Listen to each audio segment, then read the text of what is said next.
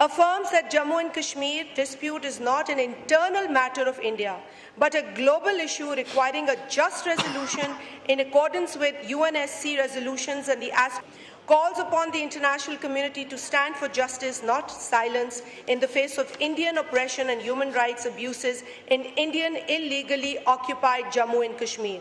Reiterates that Pakistan will never compromise on the right of the Kashmiri people of self-determination as guaranteed under international law and UN resolutions. Affirms that Pakistan's moral, political and diplomatic support for the Kashmiri people remains unshakable and enduring. Acknowledges that Kashmir is the unfinished agenda of the partition of the Indian subcontinent, and this House commits to continue raising the Kashmir issue at every regional and international forum. Condemns all forms of Indian state violence and coercive tactics aimed at erasing the identity, culture and political aspirations of the Kashmiri people, which have failed and will continue to fail. Observes 5th August as a black day that marks the beginning of an illegal siege, gross human rights violations, and the denial of fundamental freedoms to the people of Indian-occupied Jammu and Kashmir. Rejects India's attempts at demographic engineering and political persecution in the region, which violate the Geneva Conventions and all norms of international conduct. Demands that India be held accountable for the systematic human rights abuses being committed in Indian-occupied Jammu and Kashmir, including arbitrary detentions, torture, media blackouts, and collective punishment. Declares that silencing the voices of Kashmiris through force, censorship, and occupation cannot be defined as peace. It is tyranny. Asserts that peace and stability in South Asia are impossible without the just and final resolution of the Jammu and Kashmir dispute. Urges the international community, especially the United Nations, to break its silence and fulfill its long-standing promise to the people of Kashmir. Demands that immediate implementation of all relevant UN Security Council resolutions which call for a free and impartial plebiscite in Jammu and Kashmir. Insists that the people of Jammu and Kashmir must be allowed to determine their own future freely, fairly, and under the supervision of the United Nations. Affirms that while laws can be changed and imposed, the will of a people cannot be revoked by decree or force. Declares that from Srinagar to Islamabad, the heart beats as one for the freedom and dignity of Kashmir. Recognizes that 5 August is not merely a date in history, it is a continuing reminder of the need for global conscience and moral clarity on Kashmir. Resolves that Kashmiris have not surrendered, neither will Pakistan, in its principled support for their cause. Thank you, sir. आपने बड़ी सख्त बात कर दी। मैं अपने आप को कटहरे में लेके गया था, पेश करने से पहले भी और पेश करने के बाद भी। असद कैसर साहब ने कहा था, मेरे भाई हैं, कि आप इसके बाद किसी बार का रुख करके देखिएगा। मुझे तो बार्स में जाता, बार्स को मजबूत किया गया है, उनकी नुमाइंदगी जो है वो आईनी तौर पे तस्लीम की गई है।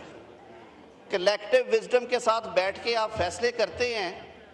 आज जो बैकलॉग था पिछले साल की निस्बत सर वो नीचे आया है। मैं पहले भी ये बात कहता हूं कि हम ये सारी चीज़ें अगर बैठ के तय करें, सर 10-10 साल मुकदमात के फैसले नहीं होते। फौजदारी सजाए मौत का कैदी 11-12 साल डेथ सेल में रहता है सर, उसके लिए हमें कुछ नहीं करना चाहिए।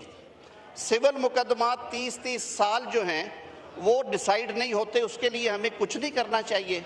हमने क्या कहा है कि जो सियासी टिकट है, जो पॉलिटिकल केसेस हैं, जिनके सियासी एंगल्स हैं, जो आइन से जुड़े हुए सवालात हैं, जो यूँ कह दीजिए कि इस लेवल के केसेस हैं, जो गरीब आदमी का केस नहीं है, वो कॉन्स्टिट्यूशनल डिवीजन जो उसकी है वो सुन ले। बाकी केसेस जो सिविल और फौजदारी हैं वो रूटीन के मुताबिक चलते रहे। और हुआ क्या, आइनी बेंच बना, उसके तमाम जजेस सुबह 9 से 11 बजे तक अपना रेगुलर काम करते हैं।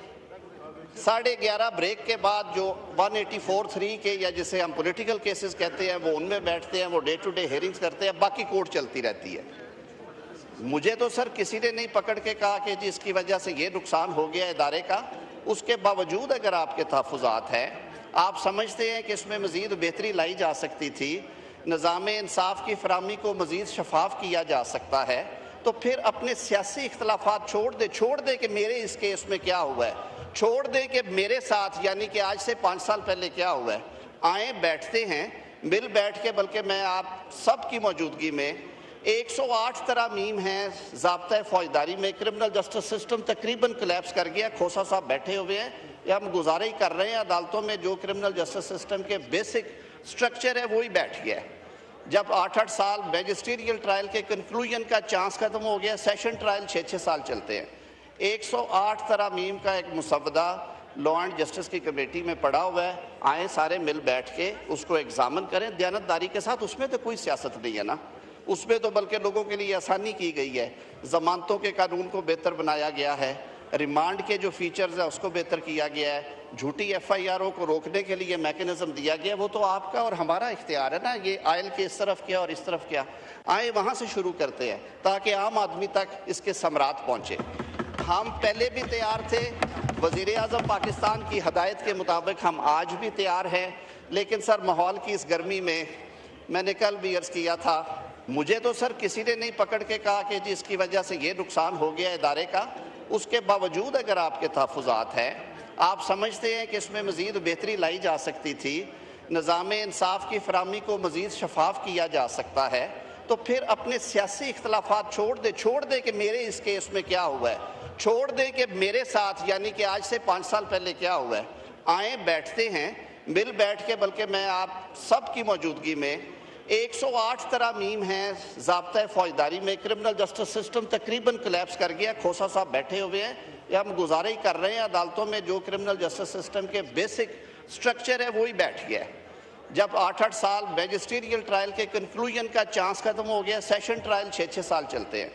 108 तरामीम का एक मुसवदा लॉ एंड जस्टिस की कमेटी में पड़ा हुआ है। आए सारे मिल बैठ के उसको एग्जामिन करें दयानतदारी के साथ। उसमें तो कोई सियासत नहीं है ना, उसमें तो बल्कि लोगों के लिए आसानी की गई है।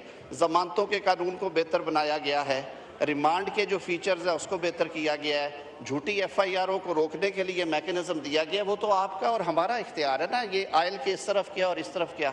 आए वहाँ से शुरू करते हैं ताकि आम आदमी तक इसके समरात पहुँचे।